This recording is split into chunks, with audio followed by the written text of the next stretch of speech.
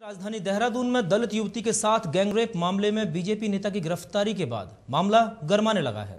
वहीं पीड़ित युवती ने एक प्रेस कॉन्फ्रेंस करके कहा है कि उसकी जान को खतरा है और उसे लगातार धमकियां भी मिल रही हैं। जो ये नामजद रिपोर्ट थी उसमें एक व्यक्ति का नाम इसमें आया था, तो उसकी गिरफ्तारी तो हो गई है। बाकी उसमें अज्ञात लोगों के खिलाफ था, तो उन अज्ञात लोगों की जानकारी भी जा रही है, बाकी पूछना जारी है। उसका तत्काल मेडिकल कराया गया उसके आधार पर, और जो है जिसका उसने नाम लिया था और उसको पूछताछ के लिए थाने बुलाया गया और उसकी गिरफ्तारी की गई है। बाकी साक्ष्य संकलन चल रहा है इसमें, और कितने लोग शामिल थे, क्या था घटनास्थल, कहाँ पर था और कैसा था, तो उसके बारे में साक्ष्य संकलन किया जा रहा है और शीघ्र ही जो भी इसमें अभियुक्त होंगे और जो भी इसमें लोग शामिल होंगे वो गिरफ्तार किया जाएगा। वहीं मुख्यमंत्री खंडूरी ने अपने तेवर कड़े करते हुए प्रमोद गुप्ता और अशोक कुमार को बीजेपी की प्राथमिक सदस्यता से निलंबित कर दिया है। साथ ही उन्होंने कहा है कि दोषियों को किसी भी हाल में नहीं बख्शा जाएगा। उन्होंने कहा कि आरोपी किसी भी पार्टी का क्यों ना हो, लेकिन अगर वो कुछ गलत करता है तो उसके खिलाफ कार्रवाई जरूर होगी। वहीं बीजेपी संगठन ने प्रमोद गुप्ता और अशोक कुमार की पार्टी सदस्यता भी रद्द कर दी है।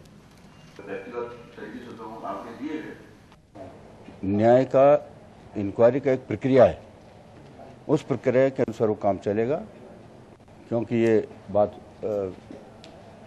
सार्वजनिक लोगों से भी इसकी चिंता का विषय बना हुआ है। इसलिए मैंने उनको कहा है कि आप इसको जल्दी से करें, ईमानदारी से करें, सही होगा। जो भी आदमी उसमें दोषी पाया जाएगा, कितनी ऊंचा हो कितनी नीचा हो, उसकी कोई चिंता नहीं है। दोषी को सख्त से सख्त सजा दी जाएगी। वहीं एसएसपी अमित सिन्हा का कहना है कि इस मामले में 2 आरोपियों की गिरफ्तारी हो चुकी है और जल्द ही बाकी दोषियों को भी सलाखों के पीछे पहुंचा दिया जाएगा। जिस व्यक्ति को वो तोमर कह रही थी, वो व्यक्ति प्रमोद गुप्ता निकला। जो चीजें वो तोमर के विषय बता रही थी वो प्रमोद गुप्ता निकला, और बात ऐसी पता चली कि अशोक ने इसको सचिवालय का तोमर अधिकारी बताकर इसके साथ कुकर्म करने की बात कही थी। देखिए, मैं समय की सीमा तो नहीं बता सकता, लेकिन मैं आपको इतना बता सकता हूं कि 4 दिन में 2 मुख्य अभियुक्त गिरफ्तार हो गए हैं और 3 अन्य उनकी संलिप्तता जैसे ही सामने आती है वो भी गिरफ्तार। वहीं देहरादून में अखिल भारतीय जनवादी महिला समिति के कार्यकर्ताओं ने दलित युवती के बलात्कार के विरोध में जिला अधिकारी के कार्यालय पर प्रदर्शन किया।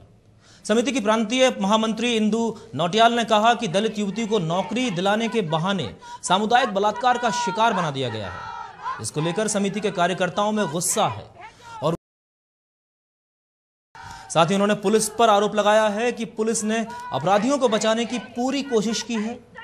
उन्होंने इस मामले को सीबीआई के हाथों में सौंपने की मांग की है। साथ ही दोषियों की जमानत पर रोक लगाने और पीड़ित युवती को मुआवजा देने की भी उन्होंने मांग की है।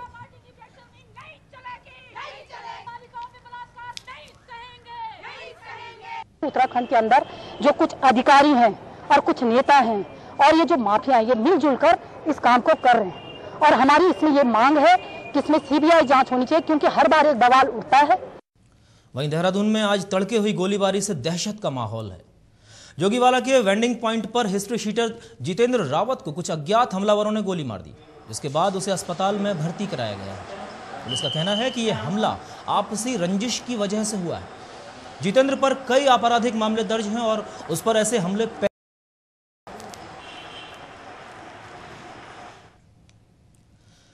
वहीं आने वाले लोकसभा चुनाव को देखते हुए मुख्यमंत्री खंडूरी ने अपने सभी मंत्रियों को निर्देश दिए हैं कि वो अपना ज्यादा से ज्यादा वक्त जनता के लिए निकालें। साथ ही उन्होंने हर क्षेत्र और हर जिले में जनता मिलन कार्यक्रम रखने का भी आदेश दिया है, जिससे जनता अपनी समस्याओं को मंत्रियों के सामने रख सकें। वहीं खबर है कि मुख्यमंत्री खंडूरी 25 जून को देहरादून के रायपुर ब्लॉक से जनता मिलन की शुरुआत करेंगे।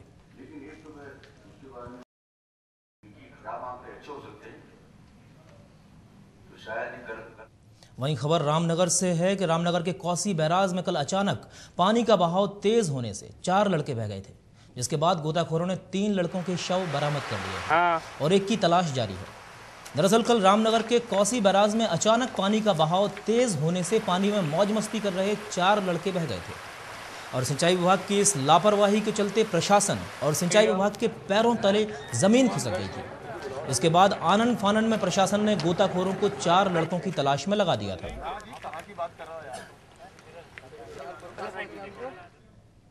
वहीं देहरादून जिला मुख्यालय पर भूमि अधिकार संघर्ष समिति ने जमीन के मालिकाना हक की मांग को लेकर जोरदार प्रदर्शन किया है। इस समिति में चंद्रबनी, चटबक कला, पिथुवाला, तुंतोवाला, अमर भारती और धारावाली के पट्टेधारी शामिल हैं। इनका आरोप है कि ये लोग 25 साल से वहां रह रहे हैं, लेकिन सरकार ने अभी तक मालिकाना हक नहीं दिया। परेशानियां भी उठानी पड़ रही हैं। समिति के सदस्यों ने कहा कि यहां की जमीन दबंग जबरन अपने नाम करवा लेते हैं।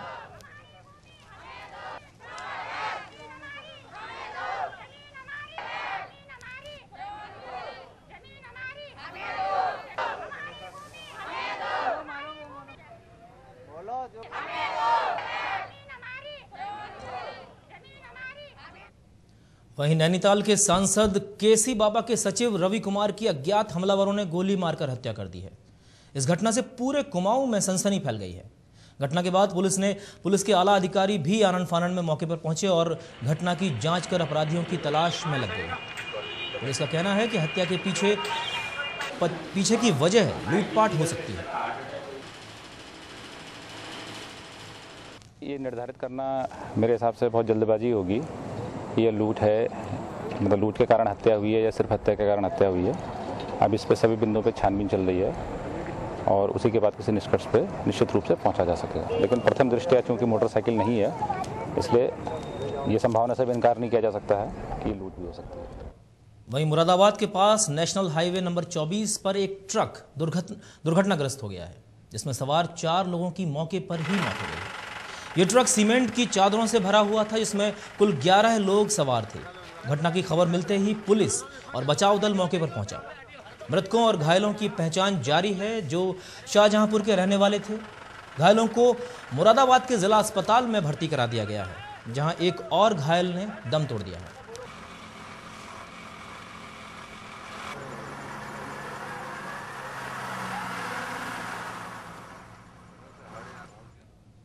और बुलेटिन में फिलहाल वक्त हो चला है एक छोटे से ब्रेक का। कहीं मत जाइए, ब्रेक के बाद भी खबरों का सिलसिला जारी रहेगा।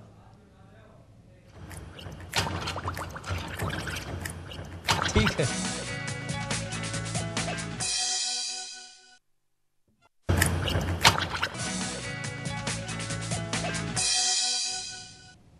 ब्रेक के बाद आपका स्वागत है। उत्तराखंड में जल्द ही 10वीं तक की छात्राओं को मुफ्त शिक्षा मिलेगी, यह कहना है सूबे के शिक्षा मंत्री मदन कौशिक ने कहा है कि इस योजना को जल्द ही ब्लॉक स्तर पर भी लागू किया जाएगा। वहीं मसूरी में होटल वर्कर्स जिसमें सरकार उसका पूरा खर्चा वहन करे, उसमें रेजिडेंशियल स्कूल वो होगा, उसमें खास तौर पर जो ध्यान देने वाली बात है, बीपीएल जो फैमिली है या जो अल्पसंख्यक है या जो अपने अनुसूचित जाति जनजाति हैं, उनको केंद्र बिंदु मानकर वो सारी योजना हम लोगों ने चलाई है। वहीं खबर मसूरी से। मसूरी में होटल वर्कर्स यूनियन ने अपनी मांगों को लेकर चक्का जाम किया है। होटल वर्कर्स यूनियन की मांग है कि स्थानीय निवासियों की भागीदारी सभी होटलों में 70% हो और उन्हें होटलों में रोजगार मिलने में प्राथमिकता मिले। इन मांगों के चलते प्रशासन ने समझौते के लिए प्रयास भी किया है, लेकिन होटल एसोसिएशन और यूनियन के बीच अभी तक कोई भी समझौता नहीं हो सका है।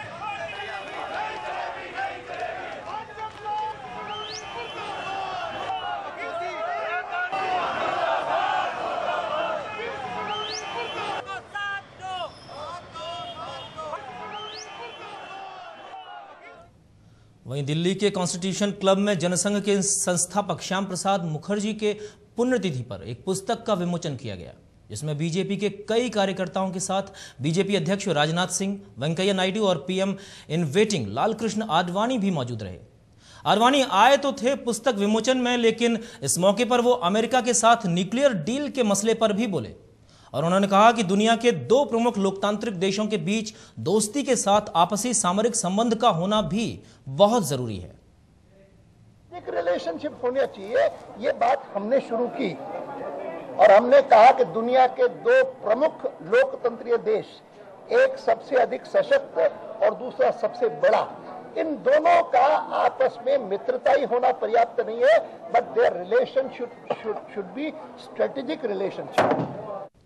वहीं बीजेपी ने यूपीए सरकार को सलाह दी है कि वो अमेरिका के साथ हाइड एक्ट के तहत न्यूक्लियर डील ना करे।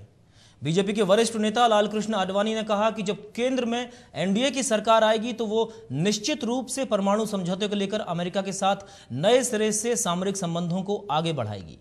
लेकिन भारत हाइड एक्ट पर अमेरिका से किसी तरह का समझौता नहीं करेगा। हमको अवसर मिलेगा तो हम इस पैक्ट को रीनेगोशिएट करेंगे इस प्रकार से कि स्ट्रेटेजिक रिलेशनशिप भी डेवलप हो और साथ साथ भारत हाइड एक्ट के बंधन में नहीं आए। वहीं हिमाचल सरकार ने पीटीए शिक्षकों को हटाने का फैसला लिया है, जिसके चलते राज्य के 15,000 शिक्षकों का भविष्य दांव पर लग गया है। फैसले के विरोध में चंबा में पीटीए शिक्षकों ने कक्षाओं का बहिष्कार किया और जिला उपायुक्त कार्यालय परिसर में धरना भी दिया। लेकिन आज हमारे सपने पुलिस का डंडा भी है, बेरोजगार है। शिक्षकों का आरोप है कि सरकार उनके साथ सौतेला रुख अपनाते हुए इस तरह का फैसला कर रही है। बहुत सारे मुश्किलात का सामना जो हमें करना पड़ेगा, केस बनेंगे, डराया जाएगा, ये बताया जाएगा कि आपको जेलों के अंदर डाल देंगे, उनको निभाने की कोशिश करेंगे। लेकिन आज हमारे सपने पुलिस का डंडा भी है, बेरोजगार है और पीटीए तो महज एक बहाना है, क्योंकि सरकार चाहती है कि किसी तरह से शिक्षा विभाग के कुछ एक पद खाली करवाए जाएं और उसके तहत जो सरकार कुछ एक नई भर्तियां जो अपने दायरे में ला करके करना चाहती है। तो ये एक राजनीतिक द्वेष की भावना है। जो द्वेष जो है वो मैं यही देख रहा हूँ कि पीटीए शिक्षकों के मन को प्रताड़ित करके बार बार पीटीए शिक्षक जो है उस सीमा तक पहुँच गए हैं कि आने वाले दिनों में ये जो है विस्फोट का रूप ले सकता है। वहीं चंबा में ही एजुकेशन गारंटेड स्कीम अनुदेशक संघ के सदस्यों ने अपनी मांगों को लेकर जिला उपायुक्त का घेराव किया। संघ के सदस्यों ने उपायुक्त को उनके कार्यालय के बाहर ही रोक लिया और उनके समक्ष धरना प्रदर्शन किया। साथ ही राज्य सरकार के खिलाफ भी अपना रोष प्रकट किया। गौरतलब है कि ईजीएस केंद्र बंद किए जाने के विरोध में संघ के सदस्य पिछले 36 दिनों से उपायुक्त कार्यालय के बाहर क्रमिक भूख हड़ताल पर बैठे थे। ईजीएस अनुदेशक संघ के जिला प्रधान देवपाल बलौरिया ने प्रशासन पर अनदेखी का आरोप लगाते हुए कहा है कि इतने दिन बीत जाने के बाद भी प्रशासन ने उनकी कोई सुध नहीं ली है। उन्होंने जिला उपायुक्त का घेराव किया। देवपाल ने यह भी कहा कि मुख्यमंत्री से गुहार लगाते हुए उन्हें जल्द ही नौकरी पर रखा जाए। जो आज मुख्य उद्देश्य था वो ये था कि डीसी साहब का घेराव करना, क्योंकि 36 दिन हो गए और ना ही तो एडमिनिस्ट्रेशन प्रशासन द्वारा हमारी तरफ यानी कि देखा गया हो, उन्होंने बिल्कुल भी हमें नजरअंदाज रखा था। और साथ में अभी जो क्रमिक भूख हड़ताल चली हुई है, इसमें ऐसा हुआ कि कोई भी मेडिकल फैसिलिटी हमें नहीं दी गई है, बल्कि यहाँ पे कई लड़कों को चक्कर भी आ गए, घेरा भी लग गया, बीमार भी हो गई। बाजपुर में उत्तराखंड परिवहन निगम ने बस स्टैंड तो बनवा दिया है, लेकिन इलाके के लोग अभी भी परेशान हैं। दरअसल बस स्टैंड पर परिवहन विभाग की कोई बस आती ही नहीं है, बल्कि स्टैंड से 5 किलोमीटर पहले ही गुजर जाती है, जिसके चलते स्थानीय लोगों को काफी दिक्कतों का सामना करना पड़ रहा है। लोगों को बस के लिए 5 किलोमीटर तक का सफर पैदल तय करना पड़ता है। लोगों का कहना है कि बस स्टैंड से पहले एक होटल पड़ता है। होटल मालिक और बस के चालक परिचालक की मिली भगत के चलते वो बसों को वहीं से ले जाते हैं। पहाड़ से बस आते ही है ही नहीं, यहाँ कोई बहुत प्रॉब्लम है। और जब पहाड़ से बस आते हैं यात्री लोग पहाड़ से भी आया करते हैं। हमारे बहुत पहाड़ में ही रहते थे पहले हम, तो पहाड़ से आते ही नहीं है कोई बस। वहीं इस विभाग के कर्मचारी सब कुछ जानते हुए भी अपनी पीठ थपथपाने में लगे हैं और उनका जवाब कुछ यूं है। स्टेशन पे यहाँ कम बसें आती हैं, बाहर से बाहर ही लौटा के ले जाते हैं। उसकी क्या कार्रवाई है?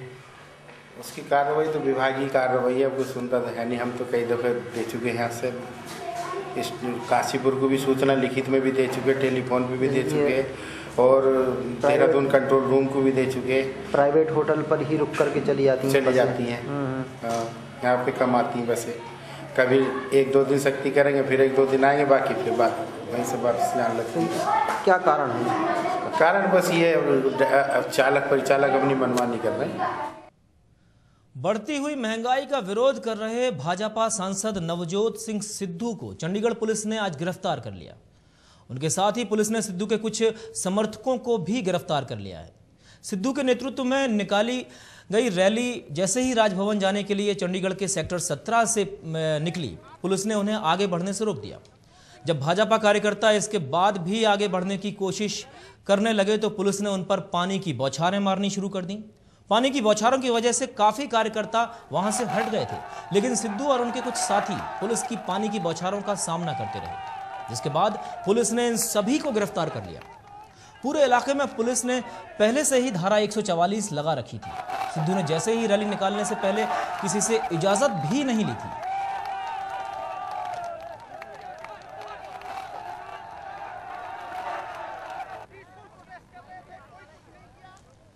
नवजोत सिंह सिद्धू दबेगा नहीं कि सरकार गरीब आदमी के हितैषी होने का जो दावा करती है, कांग्रेस आम आदमी के साथ नहीं, आम आदमी के गाल पे थप्पड़ और पंजाबियों की पगड़ियां उतारने वाले लोग हैं। 90% लोगों के हक दबाने वाले लोग हैं। ये पीसफुल प्रोटेस्ट था, दबेगा नहीं ये प्रोटेस्ट, इस देश में आग की तरह फैल जाएगा।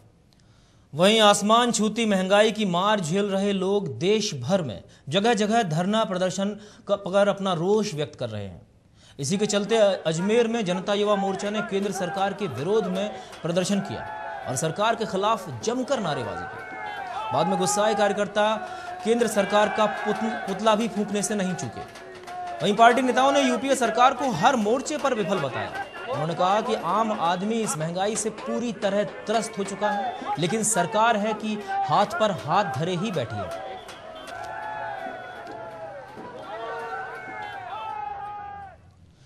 आखिरकार दार्जिलिंग में जीजेएम ने विद्यार्थियों के भविष्य को देखते हुए अनिश्चितकालीन बंद में 7 घंटे की छूट देने का ऐलान किया है, जिसके बाद जिंदगी ढर्रे पर लौटती नजर आई। पुलिस ने बताया कि ढील के दौरान हालात सामान्य रहे और लोग सड़कों पर निकल आए। अलग गोरखालैंड की मांग के बाद जीजेएम ने 16 जून से अनिश्चितकालीन बंद का ऐलान किया था।